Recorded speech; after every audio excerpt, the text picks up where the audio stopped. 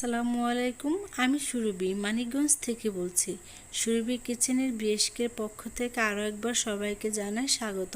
অনেক সহজভাবে দেখানোর চেষ্টা করব মার্বেল কেকের ভিডিও। আশা করি ভিডিওটি প্রথম থেকে শেষ পর্যন্ত দেখবেন। প্রথমে কেকের শুকনো উপকরণগুলি চেলে নিব। তাই এখানে নিয়ে নিলাম একটি চালনি। তো চালনির মধ্যে আমি 1.5 কাপ আটা, 1.5 চামচ বেকিং পাউডার দিয়ে এরপর চেলে নিচ্ছি। তো এই যে চেলে নিলাম। তো চেলে নেওয়ার পরে লাঞ্চগুলা ছিল অবশিষ্ট ফেলে দিলাম। তো এখন আমি এই মিক্সারগুলি ভালোভাবে মিক্সার করে নিব যাতে বেকিং পাউডার আটাটা একত্রে হয়ে যায়। তো একটা পাত্রে তুলে রেখে দিলাম। তো এই পাত্রে আমি নিয়ে নিব 3টা ডিম।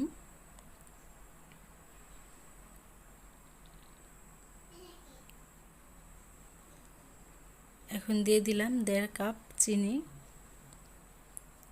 চিনিটা ডিমটা আমি ভালোভাবে মিক্সার করে নিব যতক্ষণ পর্যন্ত চিনিটা দানাটা গলে না যাবে ততক্ষণ পর্যন্ত আমি হ্যান্ড বিটার দিয়ে মিক্সার করে নিলাম। এখন দিয়ে দিলাম সামান্য লবণ, ভ্যানিলা এসেন্স। এখন আমি ইগ বিটার দিয়ে ফোম করে নিলাম। তো আমার ফোম করা হয়ে গেছে। দিয়ে দিলাম 1 কাপ তেল। এখন আমি 15 সেকেন্ডের মতো বিট করে নিলাম।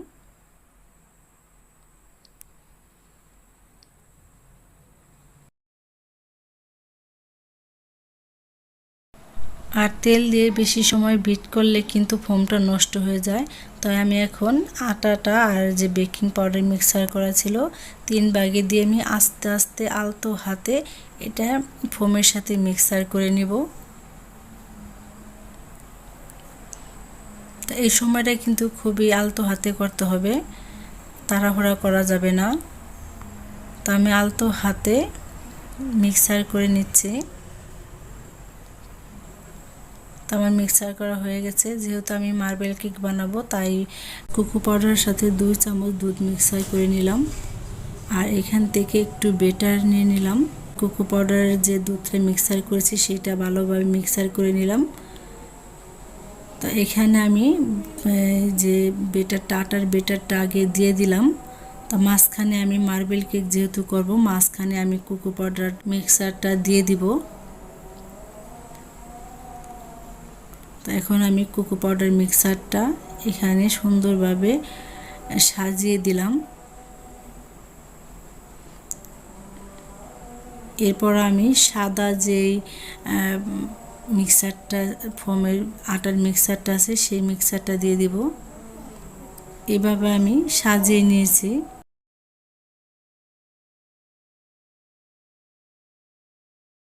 তো আমার সাজানো হয়ে গেছে। একটা ছুরির সাহায্যে আমি আলতো হাতে ঘুরিয়ে নিব যাতে মার্বেলের সুন্দর একটা ভিতর থেকে শেপ আসে।